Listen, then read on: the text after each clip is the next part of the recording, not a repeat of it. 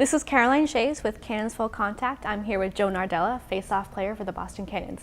Joe, you're one of the best face-off players in Major League Lacrosse. You work for Harvard Lacrosse. You own your own lacrosse company, Face-Off Factory. You played for the All-Star team the first time this year, and you're looking for a spot on Team USA. Clearly, lacrosse is a big part of your life. So what inspired this passion in you? I think when I was a little kid, my dad would take me to the Carrier Dome. Being from upstate New York, I used to watch the Powells play, and they were honestly the first ones who kind of enabled me to really fall in love with the game, just their style of play, how fast it was. And I was always a hockey player growing up, and lacrosse, obviously there's a lot of overlap. So I fell in love with lacrosse as well. A lot of my hockey friends played, so we all kind of had that common bond of playing both sports together all year round. And once I got a little bit older and started seeing like kids that I knew playing in college, it became like a realistic path for me. And I knew that if I was going to do it, I wanted to be the best at whatever I do. So that's kind of carried me throughout, and that drive and passion and love of the game has really brought me to where I am today. Who was the coach that pointed out to you and said, face-offs, that's what you should be doing?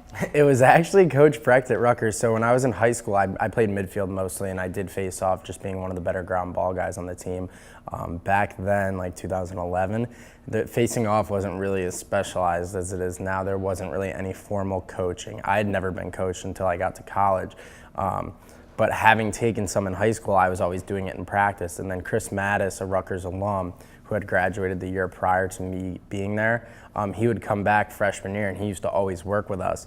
And I ended up kind of really liking the competitive part of it, and like going head to head with one other person, kind of being on the spotlight every time there's a goal. Like it's you versus somebody else. There's no hiding out there. So I really liked that. And with Chris's coaching and Coach Brecht kind of pushing me, I really excelled with the technical part of it, and obviously the competitive aspect really drove me to continue to be better and better. Even when I thought I was getting good, I would continue to work hard, put in extra time outside of practice. But yeah, I would say it was Coach Brecht at Rutgers who really pushed me to be like, yo, you could be a good face-off guy, man. So you mentioned your career at Rutgers. From seeing your stats there, it really seemed like you came into your own. Like you said, that's where you really started doing face-offs. So can you tell me a bit about how Rutgers shaped you into the player you are today? I think I was a little bit rough around the edges and kind of a raw lacrosse player. I always was a pretty smart lacrosse player, so I could pick up on things pretty quickly. But I would really say my experience there kind of allowed me to be a well-balanced overall lacrosse player, not just a face-off guy. I know some teams in college and even like pros, like in the pros, some of the guys don't even practice. They just do face-offs the whole time during practice. In college, it's the same way. There's kids who just do face-offs the whole time during practice, but our coach would never let us do that. He was very adamant about us doing all the drills, like working on our stick work even more so. He's like, you have to have the best stick skills on the team because the team's possession relies heavily on you. So I really took that upon myself to play wall ball every single day before practice, to be like one of the strongest kids on the team in the weight room, always pushing myself to do extra work. And that stuff really helped kind of elevate my game, just believing in what the coaches were telling me and really putting the time in. So I would say definitely at Rutgers, that helped me be like a well-balanced player, and obviously working a lot and dedicating my summers to traveling and training with different people and coaching, facing off has really helped me kind of grow exponentially and at a rate that I never thought I'd be capable of, honestly. Face-offing is kind of a specialized, focused thing, and that makes your lacrosse career different. It's more focused. So, I mean, there are other players that do face-offs, but not as much as the other players. So has it been hard for you to find mentors, or have you really had to taken on this leadership role? It has been, and I did mention Chris Mattis. I still reach out to him. We talk. I saw him after the Florida game last week. He was kind of the first guy who really taught me about facing off. Aaron Cardilla, another Rutgers alumni, used to come back my whole 4 years when I was there and work with us. He's a little bit more of an old school guy, but I always loved his coaching. Being at the USA tryouts, I was fortunate enough to work with Coach Cannabenin, who was an all-world face-off guy. He coaches at Stevenson now. That was an awesome experience. But other than that, it has been very hard to find people to really mentor me. I have to take it a lot upon myself to find like-minded kids. Like There's a kid here who I'd been working with the past few years, Max Adler at Bentley. He now plays for the Outlaws. Him and I are training 2 to 3 nights a week from when he gets out of work and when I'm done with all my stuff. We meet up down like near Boston Commons or at Clemente Field by Fenway, and we work from like 10 to 11:30 p.m. So we've really had to, you do have to take it a lot upon yourself because there's not that many people who specialize in it, and there's not that many people who can continue to push you and challenge you and really make you better.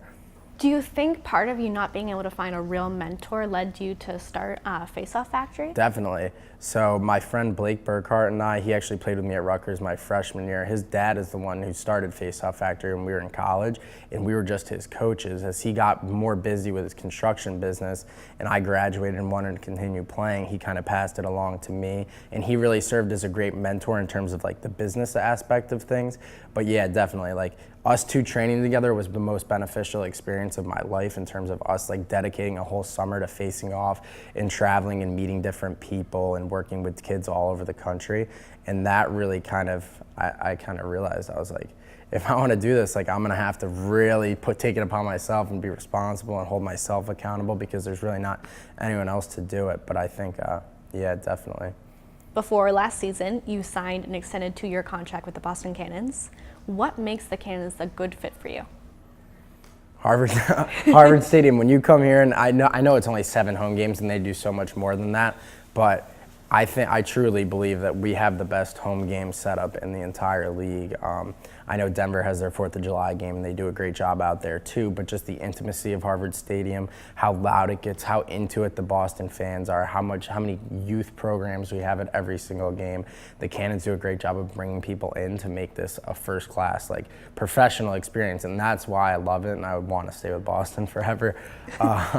But other than that, like they do a great job getting me involved in the community. They get me in front of kids, not only coach and maybe make some money on the side, but also just volunteering with stuff at the Children's Hospital. I met a young boy named Kyle who came in the locker room last week. I had all the kids sign his Cannons helmet that we gave him. That was really cool. So there's just so many different aspects that the Cannons provide that elevate my life and my happiness that I don't think I could imagine being anywhere else. That's amazing. So you played your first All-Star game this year. How exciting was Sacramento?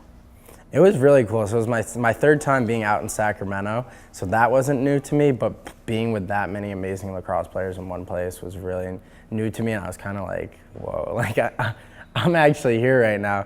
It was kind of surreal, but once we got on the field and the nerves kind of got out, we got in the